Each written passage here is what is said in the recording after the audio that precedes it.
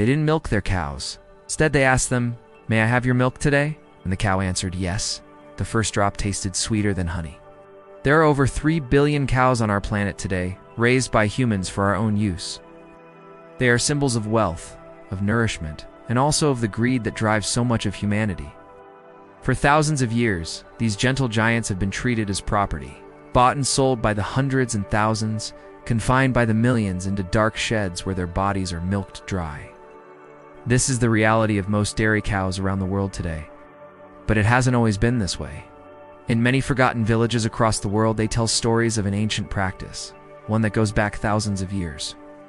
A time when cows were not merely seen as resources, but partners, givers, living beings with will, emotion, and spirit, who chose to share their gifts freely. Because in those days, the act of milking began long before the sunrise. It was a ceremony, a ritual, a conversation between human and animal, a dance of mutual respect and reciprocity that honored the sacredness of life.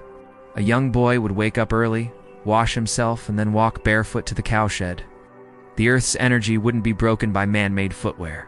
He would greet the cows, the one he wanted to milk, and the others too, and sit quietly beside her. There were no ropes, no commands, no force. Just silence, breath, and connection. Before a single drop of milk was ever taken, they asked, not with words, but with touch, tone, and presence. They asked the cow for permission to milk her today. If she accepted, her body would relax. She would look at him with soft eyes. If she didn't want to give, her body would tense. She might step back or look away. And in those moments, they respected her choice, knowing that taking without consent would bring sickness, not just to the milk, but to the soul. They believed that each living thing had a soul, a spirit, and that to harm or disrespect that spirit was to invite imbalance into one's life. So they waited patiently until the cow stood still, her eyes soft, her body calm, until she gave them the first drop of milk. That drop carried within it the essence of the cow, her well-being, her spirit, her love, her life force. And so they treated it with reverence, never wasting it, never taking more than they needed, but always cherishing it as a gift from another being. As they milked, they sang to the cow, not songs of sorrow or work, but melodies of joy, gratitude, and connection. Their voices echoed tales of bravery, of love, of the bond between human and animal, a bond that transcended mere utility and delved deep into the realms of shared existence and mutual respect. These songs were threads in a larger tapestry, a story that wove together the lives of humans and animals in a grand narrative of balance and reciprocity. Each note resonated with the cow, creating a harmonious symphony between the milker and the milked. A testament to their deep-rooted belief that true nourishment came not just from what we consumed, but from how we lived in relation to all living beings. But they did not just milk the cows. They lived with them, cared for them, loved them. They knew each cow by name, understood her moods, her likes and dislikes, and honored her individuality. They talked to the cows during storms, consoled them when they were frightened, and walked with them through the fields, sharing the beauty and bounty of the earth. When winter arrived, they fed the cows first, ensuring their survival before tending to their own needs. They believed that to take from the earth, you had to ask, and if you were silent enough, still enough, honest enough, the answer would come. And if you took only what was freely given, the nourishment would sustain not just the body, but the soul. Then one day, many years ago, the cows stopped giving milk altogether. Shadow had fallen over the land, the shadow of a recent war. People's hearts were heavy with grief and exhaustion. The people were tired, the land was weary, but the cows, they refused to give. Day turned into week, and still the cows remained silent. One wise woman decided to sit with them, not to ask for milk, but simply to be present. She didn't need milk. She needed comfort.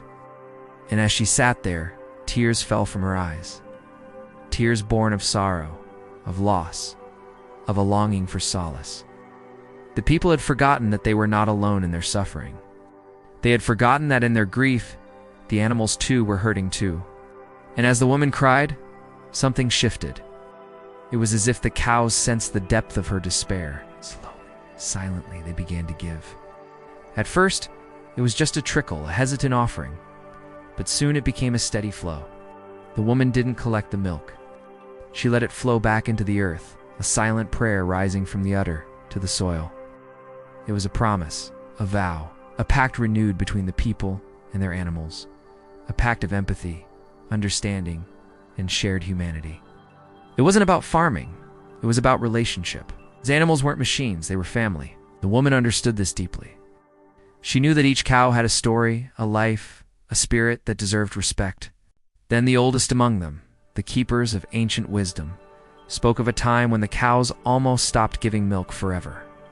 A great war had swept across the land, leaving scars that ran deeper than any wound. People had become distant, disconnected, and the spirit of empathy had almost faded into oblivion. Yet the cows, with their silent, gentle strength, had held firm. The cows refused to yield their life essence, their milk, their nourishment, until a young girl stepped forward. Barefoot and unafraid, she walked into the midst of the cows, her heart filled with an unwavering determination to understand their sorrow. Kneeling before them, she didn't ask for milk, but offered a piece of her own heart, a mirror to their pain. And in that moment of shared vulnerability, something extraordinary happened. The cows opened up, sharing their grief, their confusion, their fear. And in turn, the girl vowed to become the bridge between their sorrow and the healing touch of hope. Her presence ignited a spark, rekindling the embers of empathy in the hearts of the people. They remembered the sacredness of connection, the importance of understanding, and the power of shared emotions. The girl's act of courage and compassion became a beacon, guiding them out of the darkness of war and into the light of unity. Reminding them that true nourishment wasn't just about sustenance, but about the bonds that connected them all. Years passed and the traditions continued, and never forgot the lessons learned. The girl grew old, but her story echoed through generations. The people never treated the cows as mere resources again. They were partners, friends, givers. Even the tools used to carry milk were sacred. Some were never washed with soap, only with ash and water, so the taste of their ancestors wouldn't be lost. Others were never placed on the ground, because the milk was believed to carry the cow's spirit. And when one of their cows passed, the village wept, not because they lost food, but because they lost a soul. Today, we speak of production, efficiency, systems. But once, long ago, people believed something deeper. They believed milk wasn't just nourishment, it was trust made visible, a symbol of the profound connection they shared with their animals. They believed that to take from the earth, you had to ask, and if you were silent enough, still enough, honest enough, the answer would come. So the next time you hold a glass of milk up to your lips, remember the silent pact between humans and cows, a pact as old as time itself. Remember the whispers of the ancients who taught us that true nourishment comes not just from what we consume, but from how we live in harmony with all living beings. Thank you for watching this video. Hope you enjoyed this story. If you did, don't forget to like and comment. And if you haven't already, please subscribe to my channel, The Forgotten Path, where you'll find more powerful stories about how humans once lived in true harmony with the animals that walked beside them. Until next time, may your path be filled with wonder and your life with meaning.